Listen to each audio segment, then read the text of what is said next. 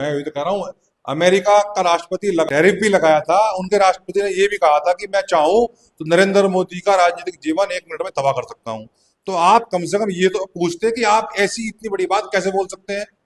आप उनके उनके हर बयानबाजी में चुप रहे, तो इसका सीधा अर्थ है कि आप कुछ ना कुछ आपने कुछ बड़ा कांड किया हुआ है, कोई बड़ी गलती की हुई है, जिसका सबूत डोनाल्ड ट्रंप के पास है, इसराइल के राष्ट्रपति के पास है। इसीलिए आप मजबूरी में वहां खड़े हुए, और आपकी वजह से इस देश पर संकट आ रहा है।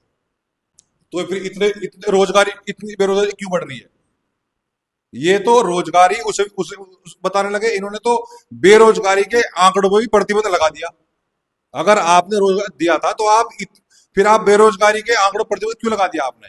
पहले बेरोजगारी के आंकड़े सार्वजनिक किए जाते थे, अब सार्वजनिक नहीं किए जाते, क्यों नहीं जाते?